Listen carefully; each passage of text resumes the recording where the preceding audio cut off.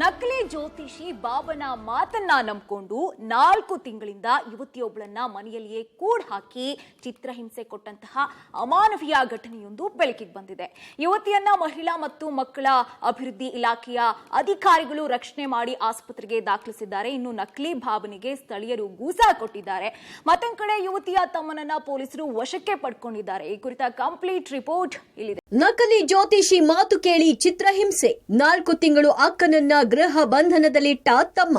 ನಕಲಿ ಬಾಬಾಗೆ ಸ್ಥಳೀಯರಿಂದ ಧರ್ಮದೇಟು. ಆಧುನಿಕ ಸಮಾಜ ಎಷ್ಟೇ ಪ್ರಗತಿ ಹೊಂದಿದ್ರೂ ಮೂಢನಂಬಿಕೆಯಿಂದ ಇನ್ನೂ ಕೆಲವರು ಹೊರಬಂದಿಲ್ಲ.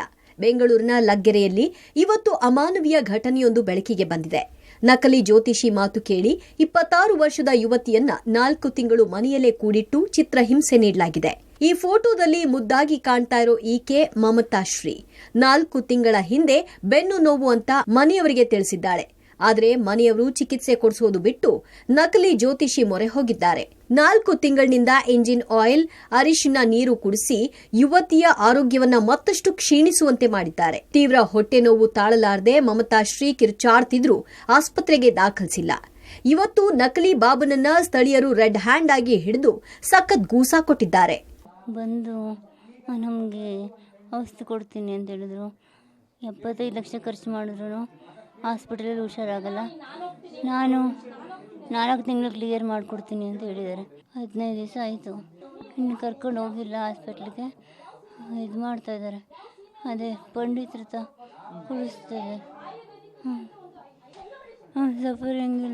ಈ ಘಟನೆ ಬೆಳಕಿಗೆ ಬರ್ತಿದ್ದಂತೆ ಸ್ಥಳಕ್ಕೆ ಧಾವಿಸಿದ ಮಹಿಳಾ ಮತ್ತು ಮಕ್ಕಳ ಅಭಿವೃದ್ಧಿ ಇಲಾಖೆಯ ಅಧಿಕಾರಿಗಳು ಗೃಹ ಬಂಧನದಲ್ಲಿದ್ದ ಯುವತಿಯನ್ನ ರಕ್ಷಿಸಿ ಆಂಬ್ಯುಲೆನ್ಸ್ ಮೂಲಕ ಕಿದ್ವಾಯಿ ಆಸ್ಪತ್ರೆಗೆ ಶಿಫ್ಟ್ ಮಾಡಲಾಯಿತು.